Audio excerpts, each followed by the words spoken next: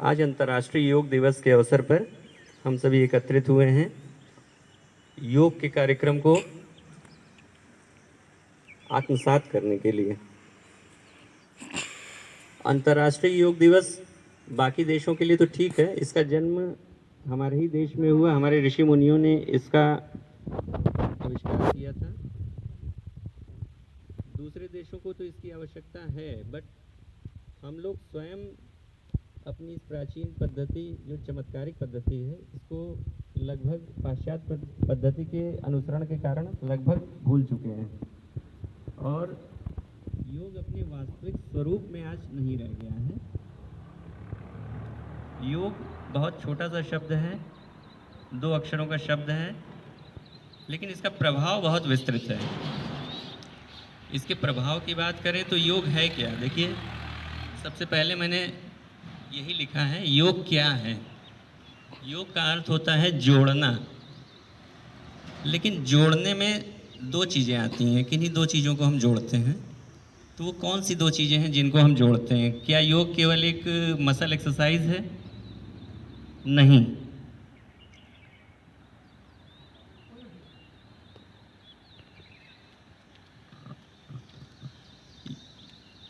एक basic concept लोगों के दिमाग में यही रहता है कि योग एक मसल एक्सरसाइज ही है, व्यायाम के तौर पर ही लिया जाता है। लेकिन योग उससे कहीं बढ़कर उसका दायरा बहुत विस्तृत है, बहुत विस्तृत। उसको हम लोग थोड़ा बहुत चर्चा में समझने का प्रयास करेंगे कि योग किससे किसको जोड़ता है। हमारे शास्त्रों में लिखा गया है, जीवात्म परमात्म संयोगो नाम योग। ये इसका अल्टीमेट एम है, जीवात्मा प्लस परमात्मा। तो हम देखें कि हम जो भी कर रहे हैं, क्या उसका लक्ष्य, इसकी प्राप्ति हो रही है हमें? अगर हो रही है तो हमारा योग सही दिशा में जा रहा है। अगर नहीं हो रही है तो केवल हम बहुत थोड़े अंशों में उसका लाभ प्राप्त कर पा रहे हैं। तो हम थोड़ा बहुत समझने का प्रयास करेंगे। आज 1 घंटे का कार्यक्रम है, तो इसमें थ्योरी में बहुत ज़्यादा न जा करके हम लोग सीधे आते हैं यौगिक क्रियाओं पर। लेकिन यौगिक क्रियाओं के पहले देखिए, प्रैक्टिकल में क्या होता है। ये प्रैक्टिकल सेशन है। प्रैक्टिकल में क्या होता है, हम लोगों ने साइंस का प्रैक्टिकल किया होगा, सबसे लास्ट में सावधानियाँ आती हैं। लेकिन यहाँ सावधानियाँ सबसे पहले आवश्यक हैं। हमें सावधानियाँ नहीं पता होंगी, हम गलत तरीके से योग करेंगे, फायदे की जगह नुकसान उठाएंगे। तो हमें वो नहीं करना है, हमें लाभ लेना है। तो सावधानियाँ क्या रखनी है? जिनको भी ब्लड प्रेशर है या स्पॉन्डिलाइटिस की शिकायत है, वो बहुत पावर योग नहीं करेंगे, या स्पॉन्डिलाइटिस वाले आगे झुकने वाले एक्सरसाइज नहीं करेंगे। वो पीछे झुकने वाले कर सकते हैं, आगे झुकना मना होता है। या जिनको हार्ट की प्रॉब्लम है, वो ज़्यादातर प्राणायाम और ध्यान पे जोर दें। हार्ट के प्रॉब्लम वाले ज़्यादा आसन नहीं करेंगे। तो इसका प्रारंभ जो होता है वो जॉइंट एक्सरसाइज से होता है, जोड़ों का व्यायाम। सबसे पहले जॉइंट एक्सरसाइज जरूरी है। जॉइंट एक्सरसाइज क्यों जरूरी है? क्योंकि वही तो सोच रहे थे, आज हम आप जब आए रात नहीं। में सोते हैं तो हमारी बॉडी बहुत सारे टॉक्सिन्स रिलीज करती है, क्योंकि जो आहार ग्रहण कर रहे हैं उसमें लाभदायक ही नहीं, हानिकारक तत्व भी बहुत होते हैं। वो जाकर के जॉइंट्स पे ही जमा होते हैं। तो सबसे पहले जॉइंट्स का मूवमेंट बहुत ज़रूरी है, क्योंकि वहाँ से कचड़े निकल जाते हैं। तो हम लोग सबसे पहले प्रारंभ करेंगे जॉइंट मूवमेंट से। बैठ करके ही अपने स्थान पर पैर फैला लेंगे। पहला जॉइंट देखिए आता है उंगलियों का, पैर की उंगलियों का।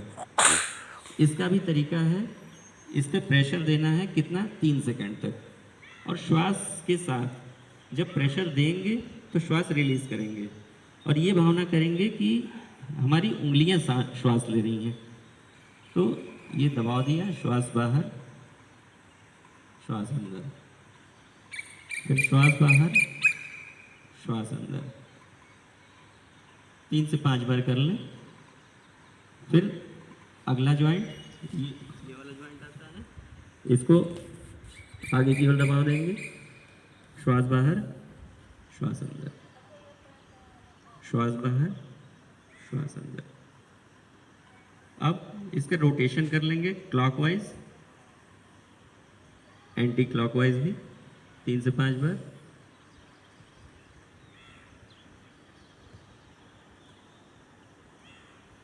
बस बहुत ज़्यादा इसमें नहीं फंसना है।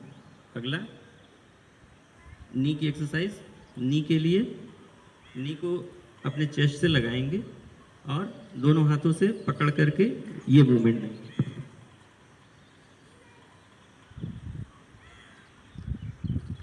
श्वास की प्रक्रिया ऐसे ही चलेगी। जब भी ज्वाइंट पे दबाव आएगा तो श्वास बाहर रहेगी, जब ज्वाइंट रिलैक्स होगा तो श्वास अंदर। दूसरे पैर से ही प्रक्रिया दोहरा लेंगे।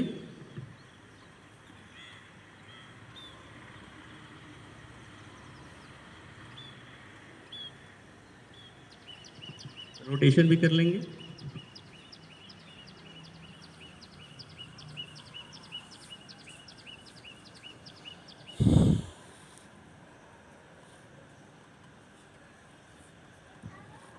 Clockwise anti clockwise. दूसरे पैर से भी यही प्रक्रिया।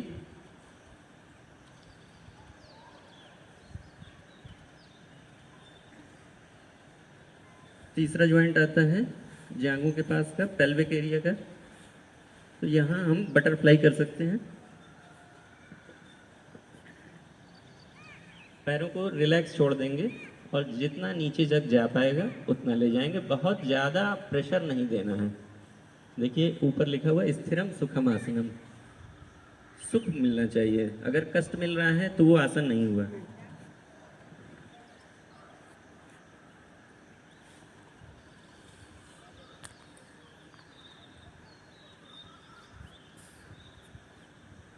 अपने पूरे पैर को एक रोटेशन दे देंगे इस तरीके से। एक बार देखिए।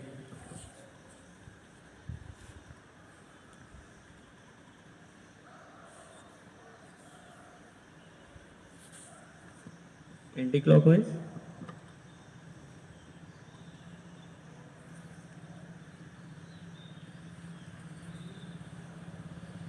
दूसरे पैर से ही प्रक्रिया दोहरा लेंगे।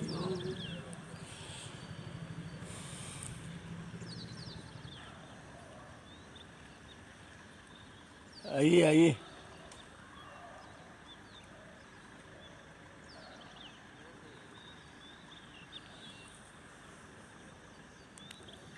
कमर की एक्सरसाइज है तो अभी रोटेशन नहीं हो पाएगा, बैठे हुए हैं तो ट्विस्ट कर लेंगे। ट्विस्ट करने के लिए सुखासन में बैठ करके एक हाथ अपने थाइस पर और दूसरा हाथ पीछे जाएगा और ट्विस्ट करेंगे।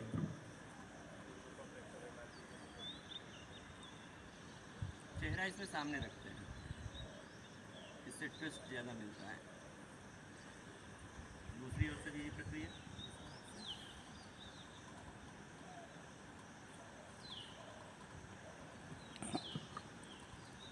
अगला शोल्डर के लिए।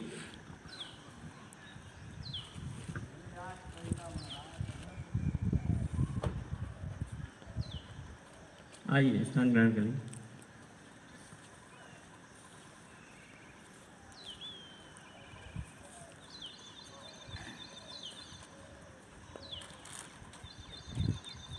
हाथ की उंगलियों का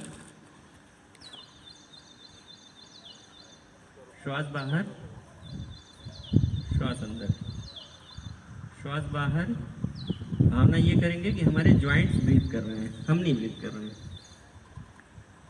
हमारी भावना जैसी जाती है प्राण का फ्लो वैसे ही होता है। दोनों हाथों से इसको कर लिया। अब रिस्ट की एक्सरसाइज।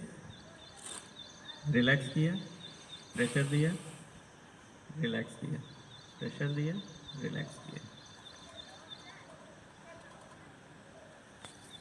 ये प्रक्रिया दोहरानी है।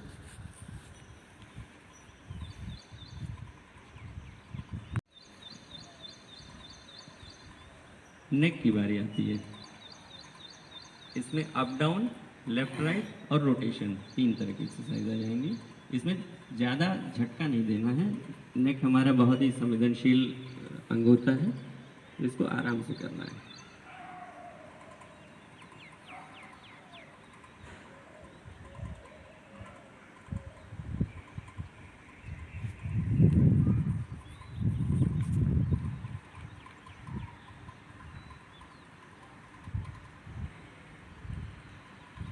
लेफ्ट राइट,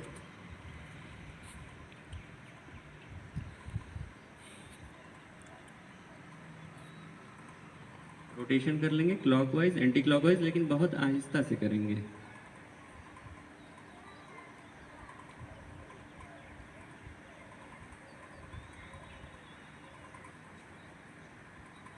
जिन्हें स्पॉन्डिलाइटिस की शिकायत है वो ये नहीं करेंगे।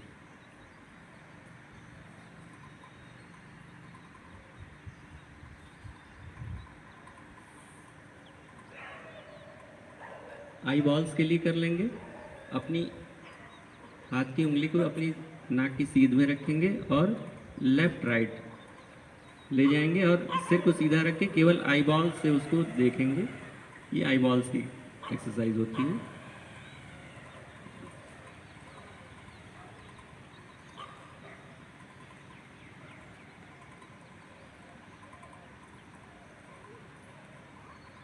अपवर्ड,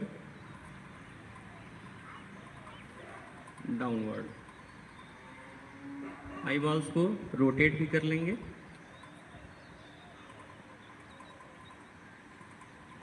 क्लॉकवाइज और एंटी क्लॉकवाइज। अब बैठकर तो जॉइंट्स मूवमेंट हो गए, अब खड़े होकर के कमर की एक्सरसाइज हो जाए। क्लॉकवाइज एंटी क्लॉकवाइज कमर का मूवमेंट।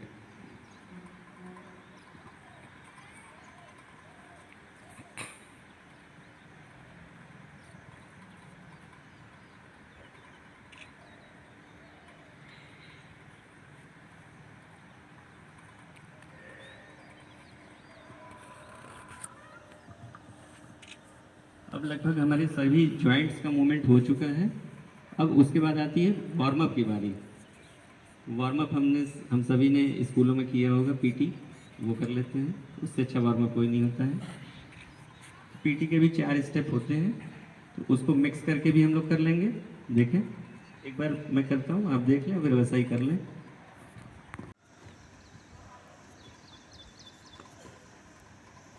इसको तेज गति से कर लेंगे, 1 2 3 4 16 मात्रा तक।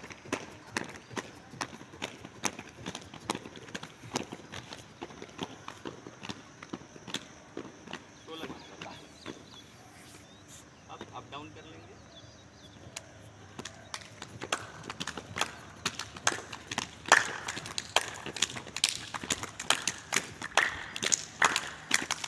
दोनों में कॉम्बिनेशन।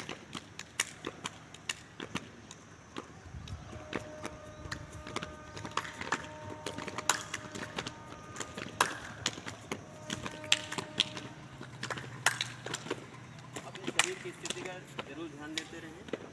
जहाँ लगे कि अब हमारा शरीर अलाउ नहीं कर रहा है, वहीं रुक जाए, आगे बढ़ने की जरूरत नहीं है। तो वार्म अप एक्सरसाइज हमारी हो गई। अब 15 मिनट निकल चुके हैं, तो पूरा ही कोर्स कवर करना है। तो सूर्य नमस्कार पे आ जाते हैं सीधे। सूर्य हमारी ही नहीं, पूरे विश्व की आत्मा है। अगर सूर्य ना होता तो हमारा अस्तित्व क्या, इस धरती का भी अस्तित्व ना होता। धरती और सारे ग्रह सूर्य से ही उत्पन्न हुए हैं। इसलिए सूर्य का ध्यान शुद्ध जागृत देव है, उनका ध्यान हमें अवश्य करना चाहिए। इसलिए हमारे ऋषि महर्षियों ने सूर्य नमस्कार का आविष्कार किया। उसमें सूर्य की आराधना के साथ पूरे बॉडी की बलवर्धक एक्सरसाइज हो जाती है। ये उस समय बल की बड़ी आवश्यकता थी, जब इसका आविष्कार हुआ था। तो ये बलवर्धक आसन है।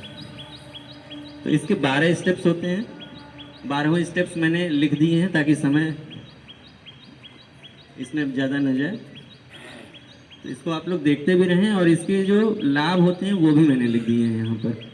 और साथ में क्या उच्चारण करना होता है वो भी लिख दिए हैं, सूर्य के 12 नाम। तो हम लोग सीधे स्टेप्स पे आते हैं। पहला प्रणाम आसन, भावपूर्ण प्रणाम सूर्यदेव को। उसके बाद अगला स्टेप होता है कि पूर्व दिशा की ओर करेंगे। यहाँ दिशा चूँकि पूर्व इधर है, तो अभी ओरिएंटेशन संभव नहीं है, तो लेकिन घर पे आप करेंगे तो पूर्व दिशा की ओर करेंगे। प्रणाम आसन। उसके बाद दोनों हाथों को ऊपर ले जाते हैं।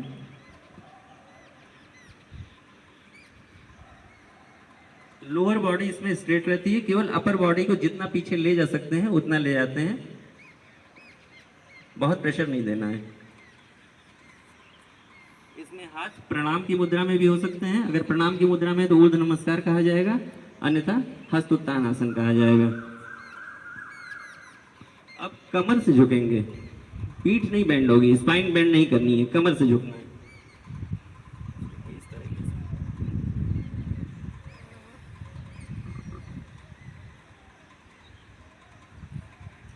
जिनका सर घुटनों से लग सकता है वो लगा लें, जिनका नहीं लग सकता है वो दुखी ना हो, वो जहां तक जा सकते हैं वहां तक जाएं। तीसरा, दायां पैर पीछे ले जाएंगे, हाथों को बाएं पैर के अगल बगल रख करके इस पोज में आ जाएंगे।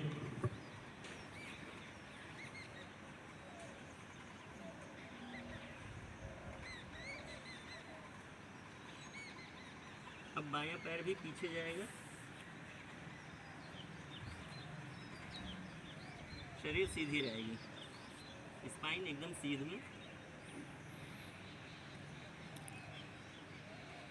अब घुटनों को जमीन से लगाएंगे धीरे से, छाती को जमीन से और थोड़ी भी जमीन पर रखेंगे, लेकिन बॉडी का प्रेशर हाथों पर ही रहेगा, केवल टच करेंगे।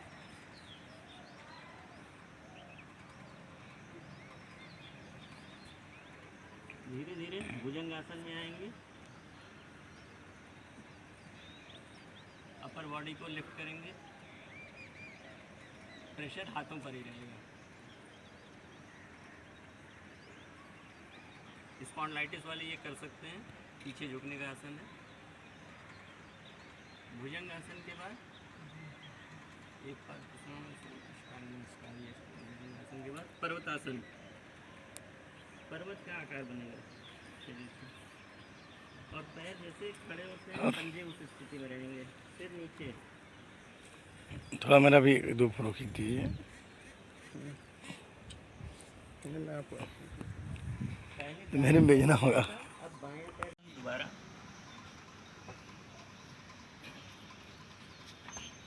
फिर धीरे धीरे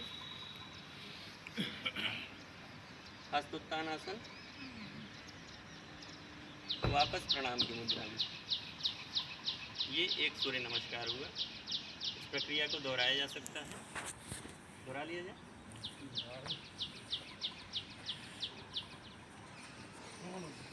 स्टेप 1 प्रणामासन, स्टेप 2 हस्तोत्तान आसन।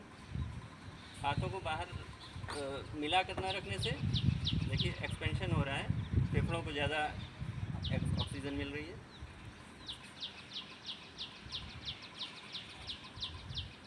स्टेप 3 पादहस्तासन। स्टेप 4 दायां पैर पीछे।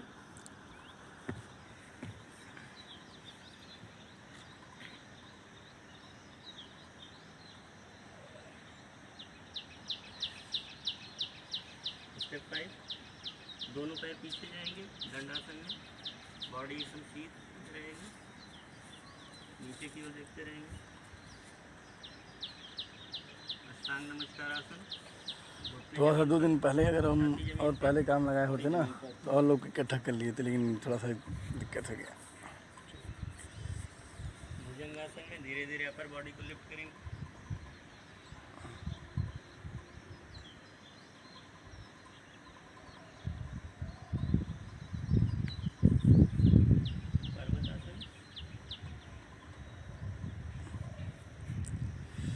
जाग गए हैं हम लोग।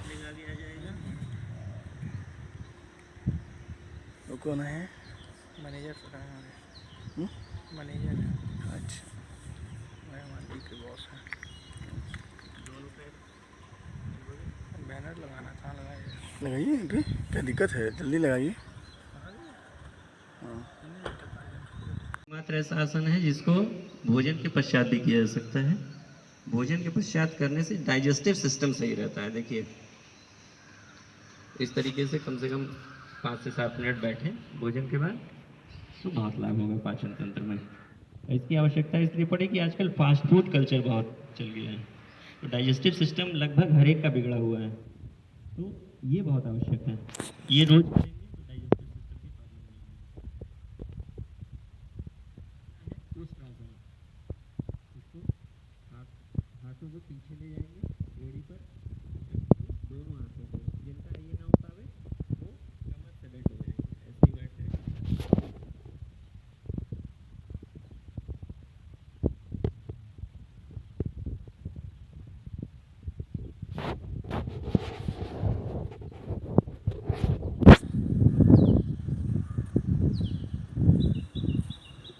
इसमें देखेंगे हार्ट जो है वो पूरी बॉडी के सेंटर में आ गया, मस्तिष्क को और बाकी बॉडी पार्ट्स को भी पूरा ब्लड सप्लाई हो रहा है।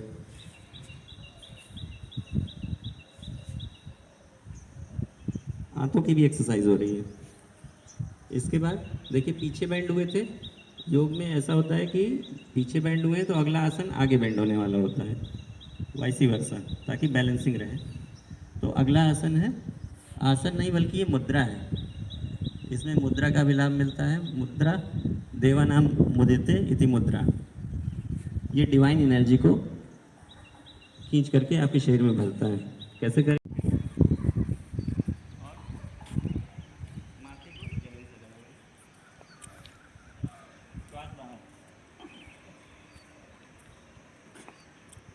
हाथ 90 डिग्री पर, जितना जा पाए।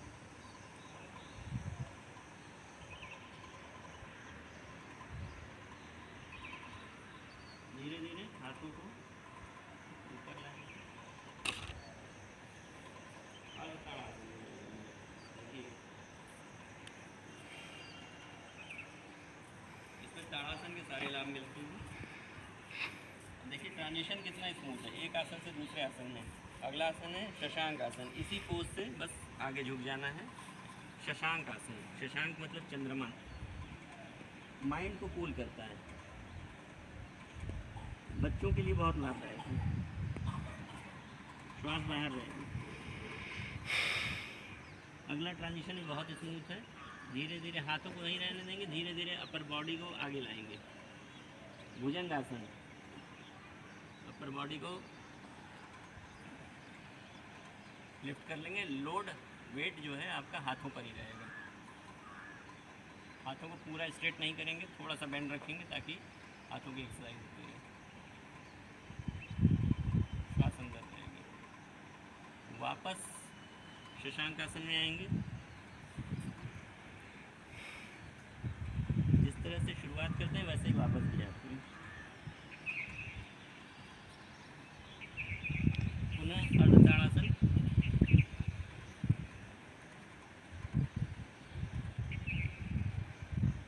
तीसरा। उसके बाद है दोनों हाथों को मिला करके प्रणाम की मुद्रा में आएंगे और अपने पंजों पर बैठ जाएंगे। उत्कट आसन, पंजों की एक्सरसाइज होती है, फ्लैट फीट की प्रॉब्लम नहीं रहती है। फ्लैट फीट बहुत सारे बच्चों का होता है जो मेडिकल में चढ़े जाते हैं, पैरों में झुनझुनी नहीं होगी। मानसिक और शारीरिक संतुलन बढ़ेगा। फिर दोनों हाथों को अपने दोनों पैरों के अगल बगल रखेंगे, पाद हस्तासन में आ जाएंगे। कितना स्मूथ ट्रांजिशन देखिए।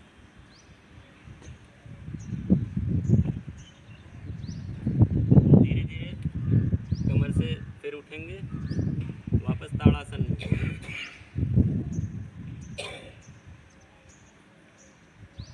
अब दोनों मुट्ठियों को बंद करते हुए ओम ध्वनि के साथ बलवर्धक आसन।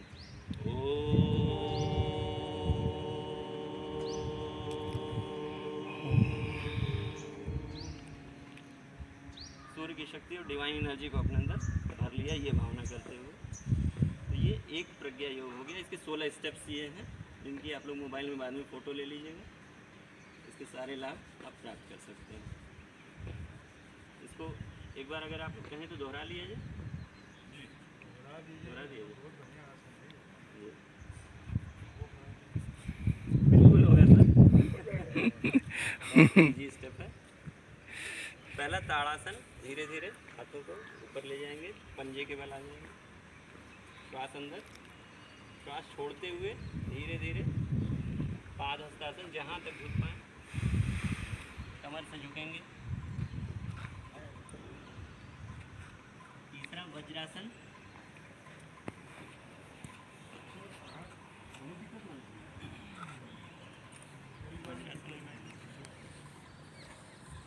उष्ट्रासन। जो लोग इस तरह हाथ पीछे करके ले जा पाए, नहीं तो ऐसे बैठ जाएंगे।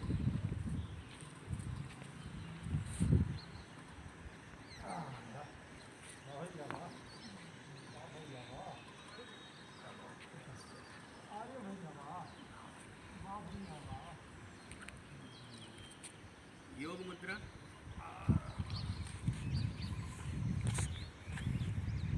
श्वास बाहर।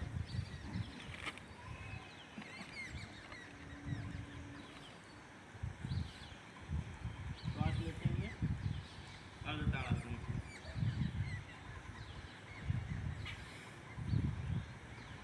श्वास छोड़ते हुए शशांक आसन। Mind cool.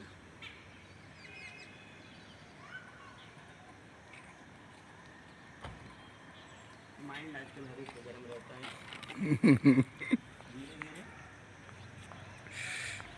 सर्वासन, भुजंगासन।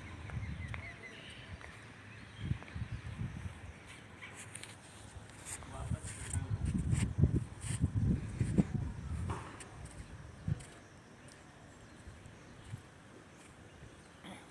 वापसी ताड़ासन, अर्धताड़ासन।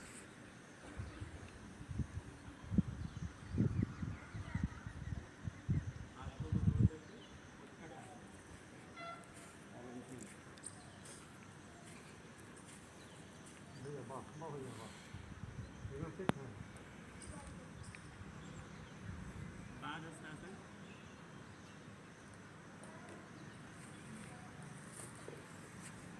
वापसी ताड़ासन।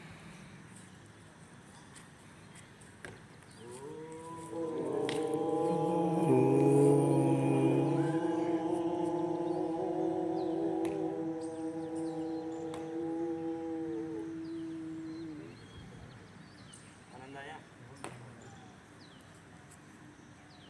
अगला अब आसनों का तो क्रम अब रोकते हैं क्योंकि 6 बज रहे हैं। आधा सफर हो चुका है। प्राणायाम पे आ जाते हैं। प्राण तत्व बहुत आवश्यक है। प्राण नहीं रहेगा तो उत्साह, उमंग, जोश, कुछ करने की सामर्थ्य, ये सब प्राण से ही आती है। प्राण को हम लोग माइक लगाइए भैया। हाँ, बहुत स्थूल अर्थों में ले लेते हैं। ऑक्सीजन से प्राणवायु तो है ऑक्सीजन, लेकिन प्राण नहीं है। ये कॉन्सेप्ट हम लोग को रखना पड़ेगा दिमाग में। प्राण एक वायु से अलग तत्व है। कारण क्या है कि वायु तो पंचभौतिक, जो पंचभूत हैं हमारे, उसमें से एक जड़ तत्व है, और प्राण पूरी तरह चेतन तत्व है। जड़ से चेतन का प्रादुर्भाव नहीं हो सकता, चेतन से जड़ का हो सकता है। साइंस कहता है कि जड़ से चेतन का प्रादुर्भाव हुआ है, लेकिन अध्यात्म कहता है कि चेतन से ही जड़ बना है। तो एक प्राण को हम एक अलग तत्व माने, वायु उसका वाहन हो सकता है। तो उस तत्व को हम सुबह ब्रह्म मुहूर्त में जितना अधिक खींच पावे, खींच करके अपने अंदर भी एक सूर्य है अदृश्य रूप में। उस सूर्य में इस सूर्य की एनर्जी को खींच करके भरा जाता है, ये भावना की जाती है। ये प्राणायाम होता है। प्राणायाम में भावना का बहुत महत्व है, क्योंकि प्राण जो है वो मन की भावना के नोक पर ही चलता है। आपने देखा होगा, सभी ने ये अनुभव किया होगा कि हम जब कभी चिंतन में रहते हैं, घर परिवार में तमाम चिंताएं रहती हैं, तो अगर बहुत देर तक हम किसी विषय पर सोचते रहते हैं तो कुछ देर में हम एग्जॉस्टेड फील करते हैं। कारण क्या होता है? हमारी एनर्जी कहाँ चली गई? केवल हम सोच ही तो रहे थे, हमने कोई फिजिकल वर्क नहीं किया। कहाँ गई हमारी एनर्जी? प्राण तत्व कहाँ गया? क्योंकि मन हमारा उस बिंदु पे लगा हुआ था। ये समस्या है। बच्चे ने पढ़ाई नहीं की, ये ऑफिस का काम नहीं हुआ। तो अगर हम बहुत ज़्यादा उस पर अचिंत्य चिंतन करते रहते हैं तो प्राण का क्षरण होता रहता है उस दिशा में। हमारी नौजवान पीढ़ी भी गलत दिशाओं में चिंतन करके पूरा प्राण अपना क्षरण कर दे रही है। तो इसलिए प्राण का संवर्धन बहुत जरूरी है। तो इसके लिए अच्छा, प्राण का जो फ्लो होता है वो नाड़ियों में होता है।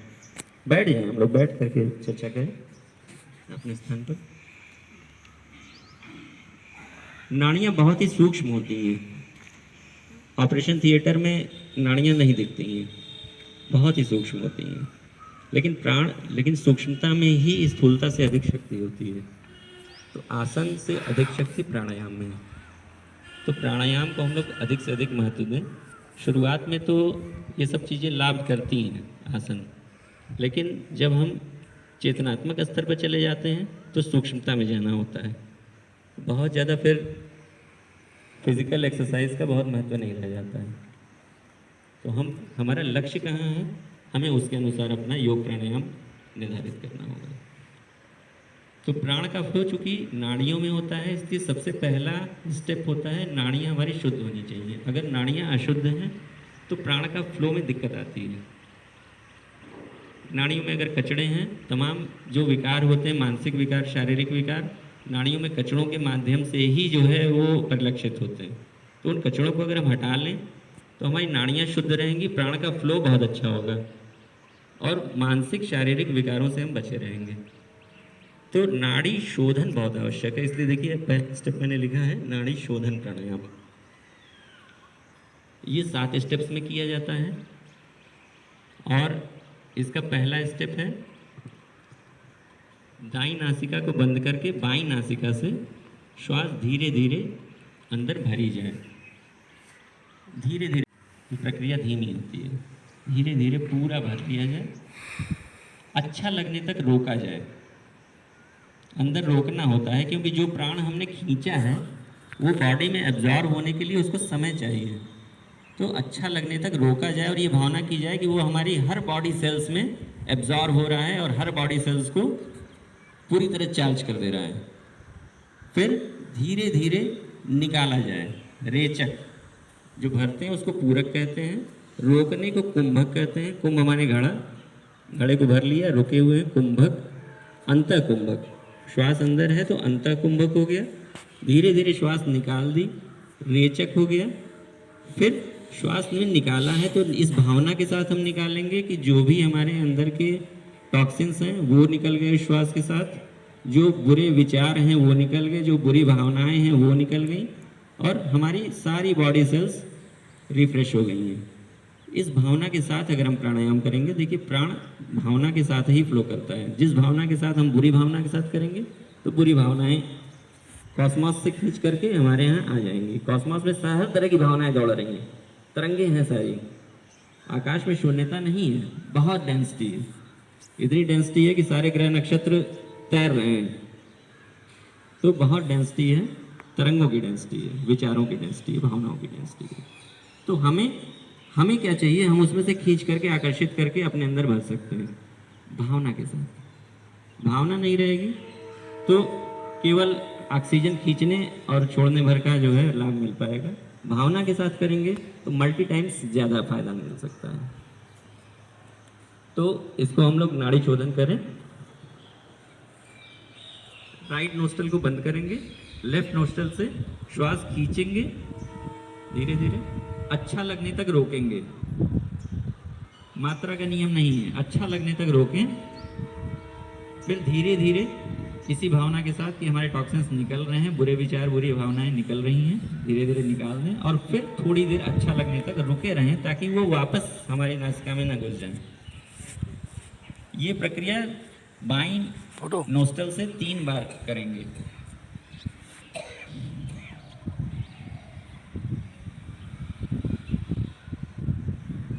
तीन बार हो जाए तो बाईं नासिका को बंद करके दाईं नासिका से यही प्रक्रिया 3 बार दोहराएंगे।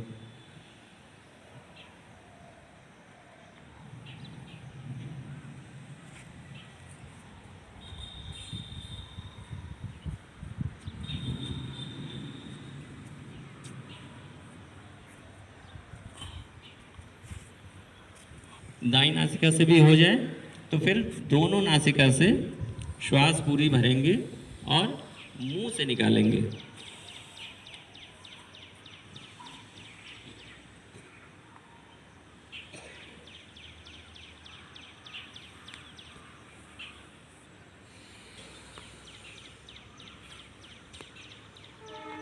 ये एक नाड़ी शोधन हुआ। इसी प्रक्रिया को दोहरा लिया जाए।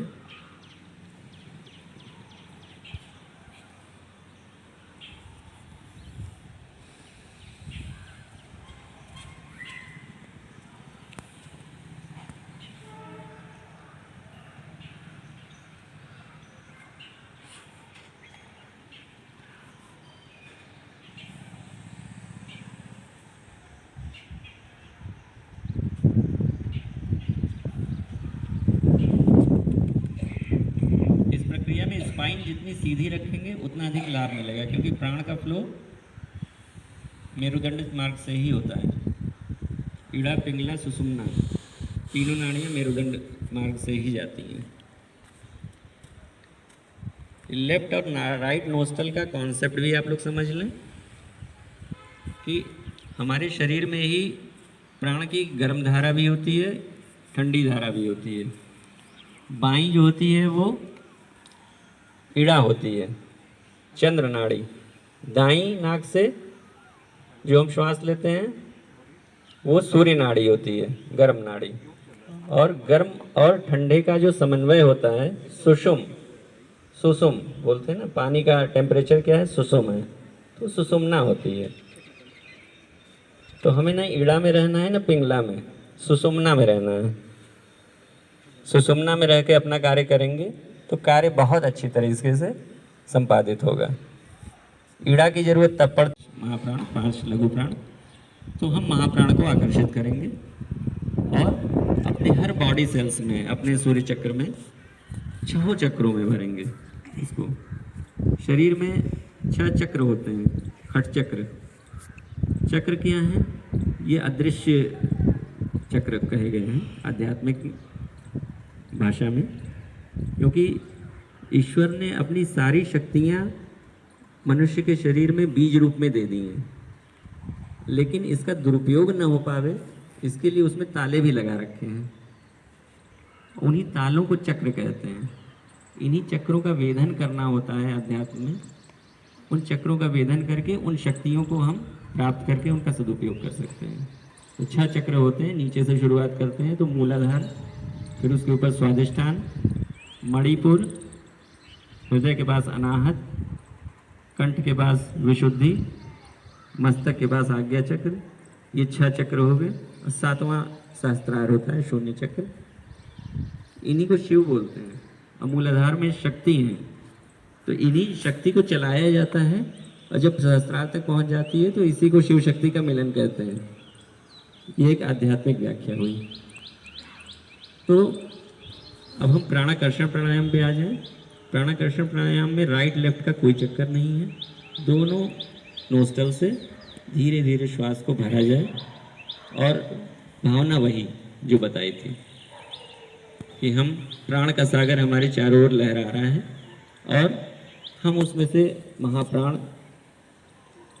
को खींच करके अपने सारे चक्रों में भर रहे हैं। स्थूल सूक्ष्म कारण तीनों शरीरों में भर रहे हैं। हमारा शरीर, हमारे विचार, हमारी भावनाएं, ये तीनों ही स्वच्छ हो रही हैं। और जब श्वास निकालें तो फिर ये भावना करें कि जितने भी टॉक्सिन्स हैं, बुरे विचार हैं, बुरी भावनाएं हैं, वो सब उस श्वास के साथ निकल गई। तो इस भावना के साथ प्राणायाम करते हैं तो ये प्राणाकर्षण प्राणायाम होता है। मैक्सिमम लाभ मिलता है। इसको हम लोग नेत्र बंद करके सूर्य का ध्यान करते हुए 5 मिनट कर लें।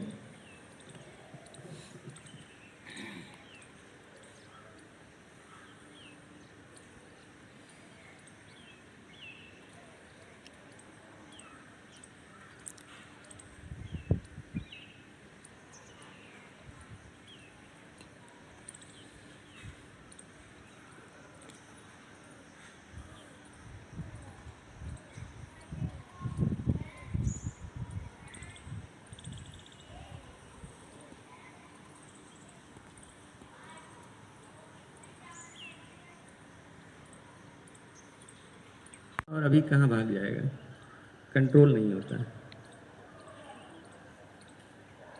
योग का एक उद्देश्य ये भी होता है, पतंजल योग सूत्र में दिया गया है, योगश चित्त वृत्ति निरोध। चित्त की वृत्तियों का निरोध ही योग है।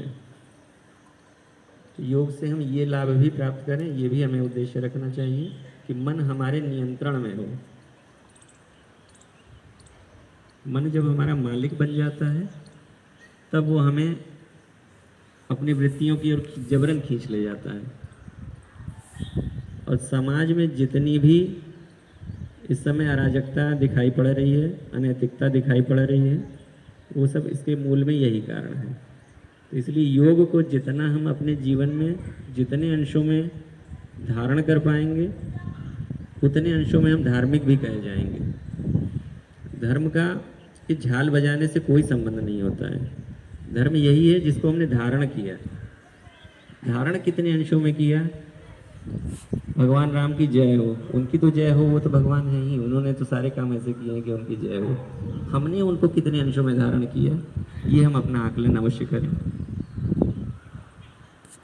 प्राणायाम करते समय।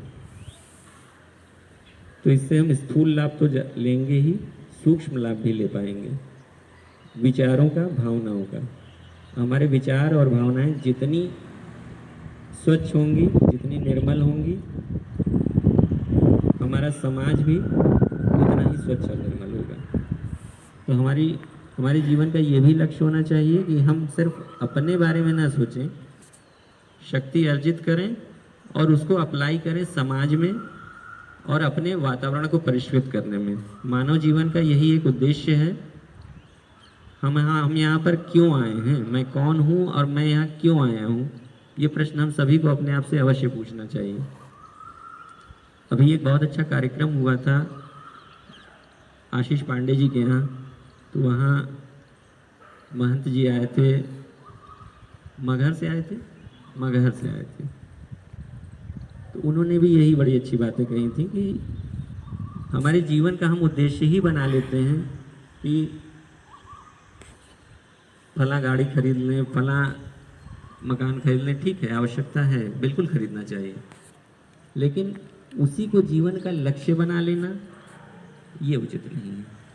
वो संसाधन मात्र हैं हमारे जीवन यापन के लिए, लेकिन हमारे जीवन का अल्टीमेट एम क्या है, ये हमें अवश्य चिंतन करना चाहिए कि हम दुनिया में आए क्यों हैं, और जब हम जाएंगे तो क्या हम उस समय अपना आकलन करेंगे कि क्या हम इसीलिए आए थे।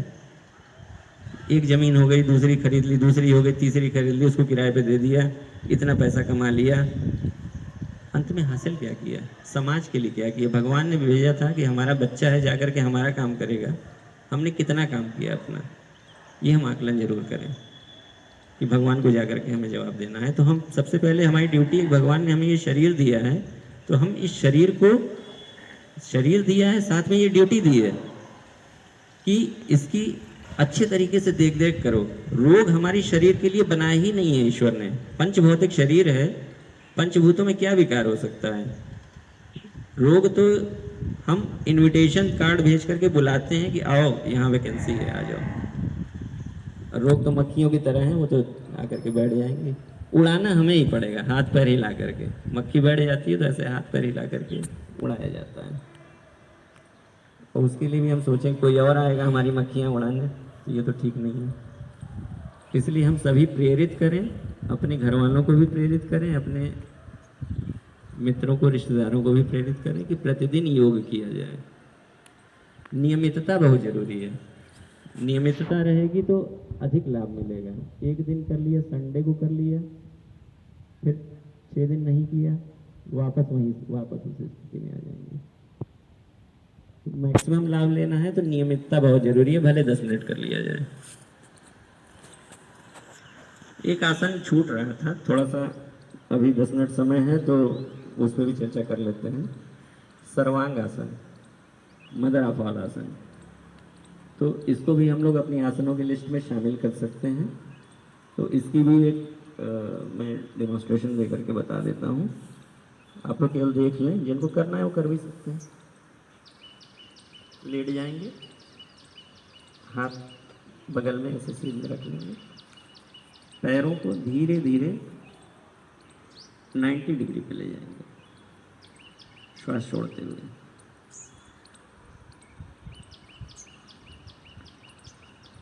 अब अपनी कमर को अपने हाथों से सहारा देते हुए पैरों को और ऊंचा उठाएंगे और उसी स्थिति में रहेंगे। इससे आप देखेंगे कि बहुत कामयाब चीज़ है, मस्तिष्क लेकिन को आप लोग करिए काफ़ी तो ब्लड सप्लाई होगी और मस्तिष्क आपका बहुत कूल हो जाएगा। सबसे ज़्यादा फिट भैया हैं वो भैया बहुत ज़्यादा फिट रहते हैं।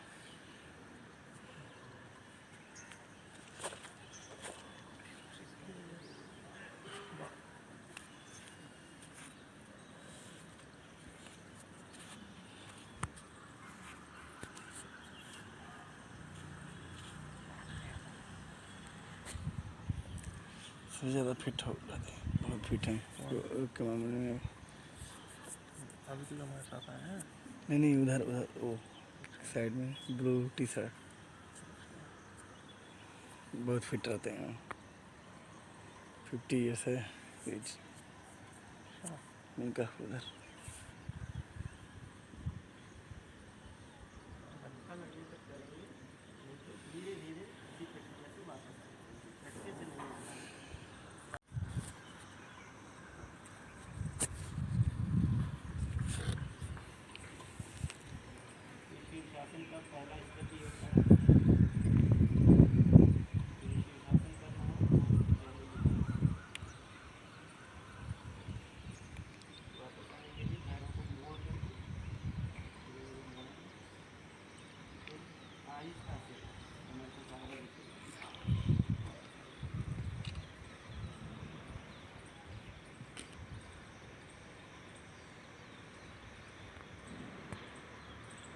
और भी प्रभावी आसन गुरुदेव ने बताए हैं, उनसे भी चर्चा कर लेते हैं।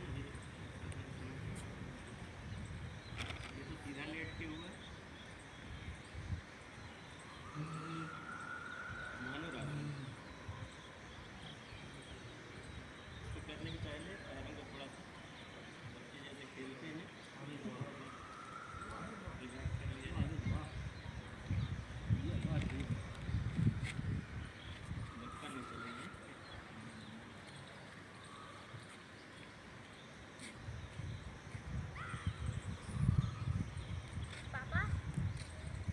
उपकार के डेली प्रैक्टिस में आसन को करते हुए नहीं देखा।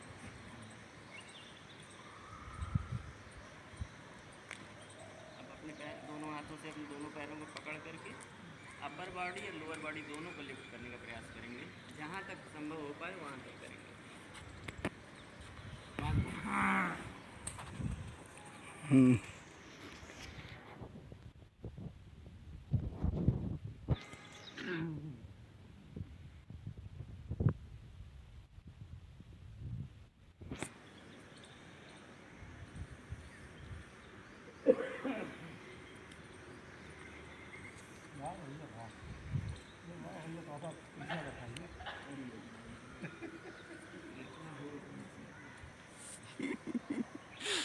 जितना उतना ही।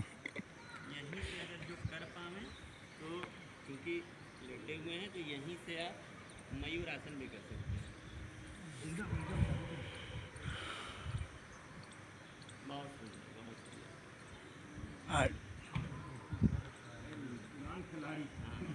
चाचा के पास स्टेमिना ज़्यादा है। अपनी कोहनियों को अपने पेट में ऐसे, इसकी टेक्निक है, आराम से हो सकता है। ऐसे ले जाएंगे और सीसॉ सीसॉ का प्रिंसिपल हम सभी को पता है।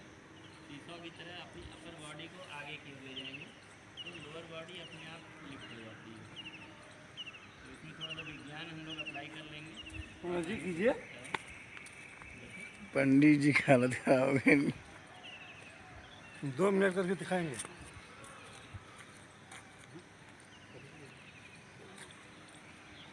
और साइंस अप्लाई करेंगे, देखेंगे लोड जैसे ही आगे शिफ्ट करेंगे अपने आप बॉडी ऊपर उठ जाती है।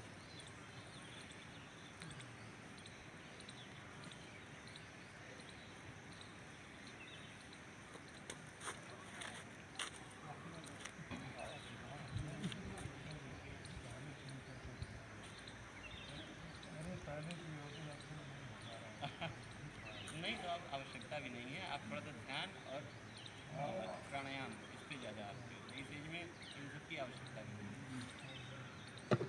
सिर्फ सूक्ष्म आसनों पे जरूर ध्यान दिए, दुख हो तो उसको न करें। 5 मिनट रह गया है। तो एक दो स्टेप छूट रहे हैं, तो उन पे भी थोड़ी सी चर्चा कर लेते हैं, 2-2 मिनट। बंध, बंध क्या होता है? बंध ऐसा होता है कि जब हम प्राण को अपने अंदर भरे, पूरक किया, तो प्राण की क्या टेंडेंसी होती है कि वो छिद्रों से निकल कर भागता है। तो हमारे ऋषियों ने बंध बंध बताया।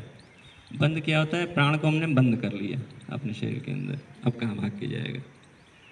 फिर जब प्रेशर देते हैं तो वो सारी ब्लड सेल्स में एब्जॉर्ब होता है प्राण, तो उसे बंध कहते हैं। तो बंध 3 होते हैं: मूल बंध, उड्डयन बंध और जालंधर बंध।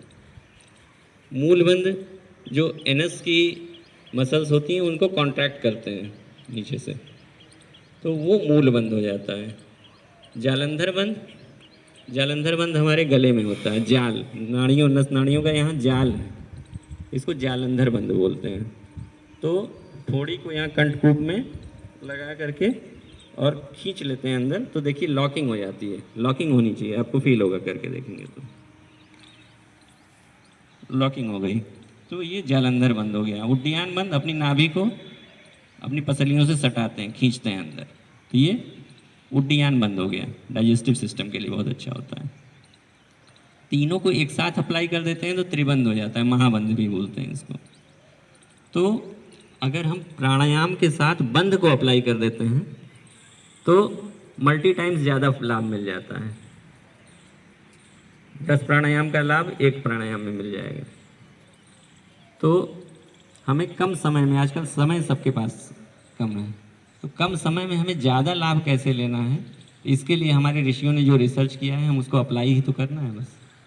उसको अप्लाई कर लें, कम समय में 10 मिनट में दिन भर का लाभ लेकर के अपने काम पे निकल लें। तो हमें ये करना है धीरे धीरे। जिनके पास समय है वो 1 घंटा करें, 2 घंटा करें, जिनके पास नहीं समय है वो 10 मिनट में लाभ लेकर के अपनी ड्यूटी पे निकल लें।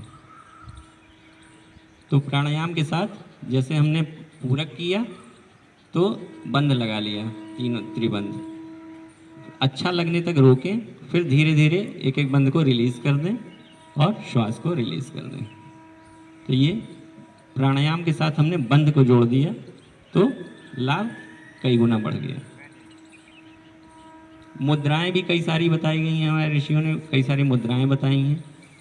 तो हालांकि आज समय नहीं है, समय समाप्त हो रहा है, तो अगले सत्र में हम इस पर कभी चर्चा कर लेंगे। आप लोग जब भी कहेंगे तो एक सत्र और लगा लिया जाएगा, तो उस पर चर्चा कर लेंगे। समय हो गया है, शांति पाठ कर लिया जाए।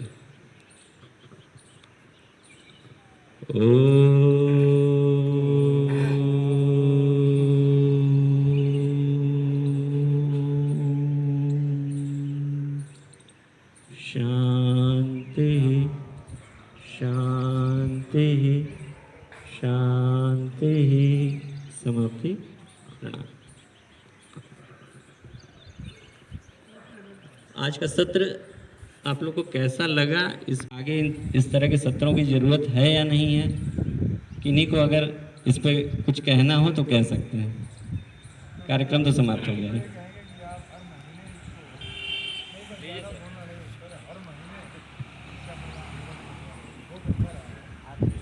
साप्ताहिक संडे को हो, अच्छा रहेगा ना। महीने बहुत दिन हो, हर संडे को हो, साप्ताहिक रहेगा तो मतलब कुछ लाभदायक रहा। बहुत ही प्रेरणा ही रहा। प्रेरणा के लिए आपने जो किस तरह से बताया है, इसका कोई कार्य नहीं है, कार्य है आपने किया है।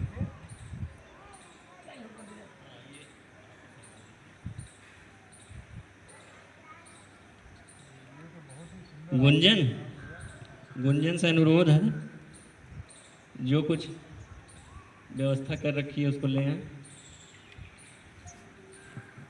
रविवार के दूसरे रविवार को गायत्री परिवार से यज्ञ भी शुरू होगा।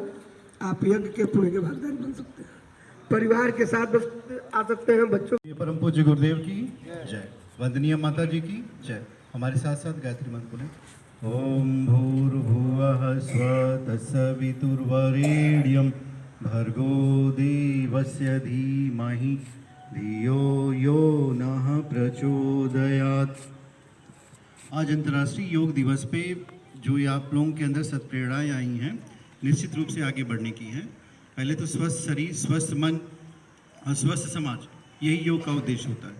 और ये तीनों उद्देश्य जो हैं योग से संभव हो जाते हैं। जब हम एक साथ मिलेंगे, जुलेंगे, तभी हमारी शक्ति बढ़ेगी। कोई भी समाज अकेले आगे नहीं बढ़ सकता, समूह ही शक्ति का साधन होती है। और योग और यज्ञ, ये दोनों समूह बनाने में बहुत महत्वपूर्ण भूमिका निभाते हैं। योग अकेले नहीं कर सकते, समूह में करेंगे तो उसका लाभ मिलता है। यज्ञ भी अकेले नहीं करते, वो भी समूह में करते हैं। इन दोनों के पीछे का जो विज्ञान है कि एक साथ रहोगे तभी जीवन में आगे बढ़ोगे। अकेले रहेंगे तो कोई भी आपको परेशान कर सकता है, हैरान कर सकता है। और सज्जनों का एक संगठन जरूर होना चाहिए।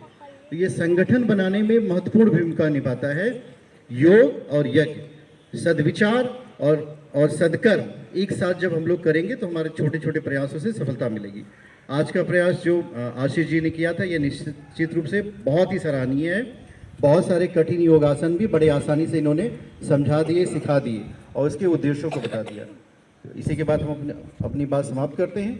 अगले फिर बारी में दूसरे रविवार को हम लोग फिर मिलेंगे, योग करेंगे और यज्ञ करेंगे, खुद भी आगे बढ़ेंगे और पूरे समाज को आगे बढ़ाएंगे। इसी उद्देश्य के साथ अपनी बात को समाप्त करते हैं। ओम शांति।